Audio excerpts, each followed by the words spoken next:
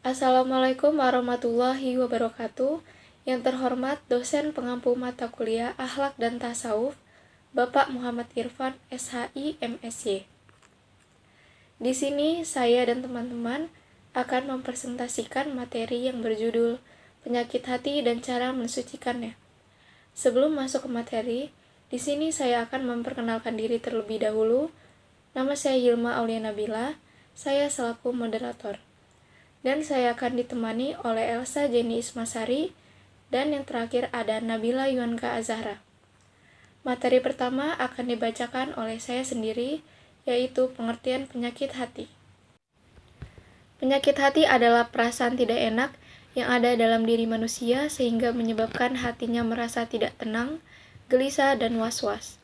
Penyakit hati muncul karena terjadinya kerusakan, terutama pada persepsi dan keinginan atau nafsu.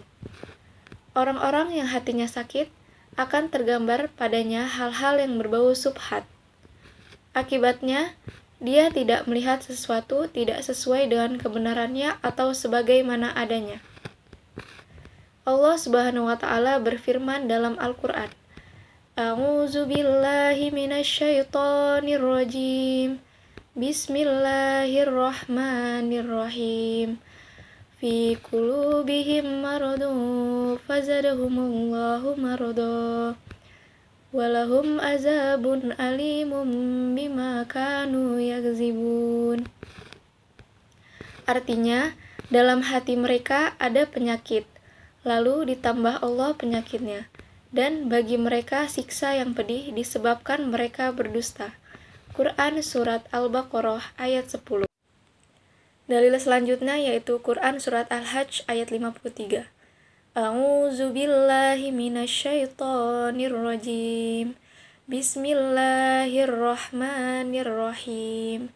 Liyaj'ala ma yulki syaitanu fitnatan lilladzina fi qulubihim maradun wal kasiyati qulubuhum wa inaz zalimina lafi shiqqin ba'id. Artinya, agar dia menjadikan apa yang dimasukkan oleh setan itu sebagai cobaan bagi orang-orang yang di dalam hatinya ada penyakit dan yang kasar hatinya. Dan sesungguhnya orang-orang yang zalim itu benar-benar dalam permusuhan yang sangat. Quran Surat Al-Hajj ayat 53. Baik, di sini saya akan melanjutkan materi yang dibacakan oleh Hilma Aulia. B. Hasad atau iri atau dengki. Dalam bahasa Arab, hasad memiliki kata hasada, yasidu, isid, yang artinya iri dan dengki. Imam Nawawi menjelaskan lebih lanjut mengenai hasad, yaitu memiliki angan-angan agar kenikmatan milik orang lain hilang dari dirinya. Kenikmatan tersebut berupa agama atau duniawi. Dalam surat An-Nisa ayat 32 menjelaskan tentang, dan janganlah kamu iri terhadap apa yang dikaruniakan Allah kepada sebagian kamu lebih banyak dari sebagian yang lain. Karena bagi orang laki-laki ada bagian dari apa yang mereka usahakan, dan bagi wanita ada bagian yang mereka usahakan. Dan memohonlah kepada Allah sebagian dari karunia-Nya. Sesungguhnya Allah Maha mengetahui segala sesuatu. Bahayanya hasad bila menghinggapi hati seorang menurut fatwa Syekh Muhammad bin Salih Al-Utsaimin rahimullah dalam kitabnya Silsilah Fatawa Nur al-Darb sebagai berikut.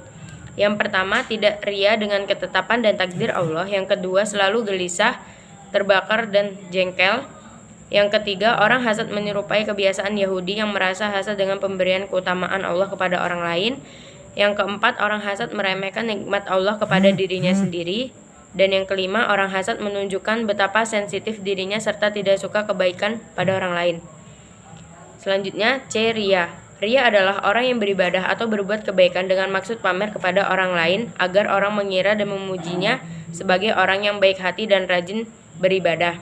Seperti yang dijelaskan dalam surat Al-Baqarah ayat 264 menjelaskan, hai orang-orang yang beriman, janganlah kamu menghilangkan pahala sedekahmu dengan menyebut-nyebutnya dan menyakiti perasaan si penerima, seperti orang yang menafkahkan hartanya karena ria kepada manusia. Selanjutnya, bahil atau perlit.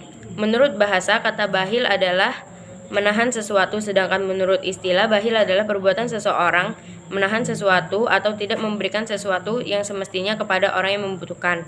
Dalam surat Al-Lail ayat 8-11 menjelaskan tentang dan adapun orang-orang yang bakhil dan merasa dirinya cukup serta mendustakan pahala terbaik, maka kelak kami akan menyiapkan bagiannya atau jalan yang sungkar, dan hartanya tidak bermanfaat baginya apabila ia telah binasa. Materi selanjutnya akan dibacakan oleh rekan saya. Kepadanya saya persilakan. Beberapa upaya untuk menghilangkan penyakit hati, yaitu dengan cara membaca Al-Quran, mencari dan mempelajari ilmu agama, rajin dan sholat, dan lain-lain.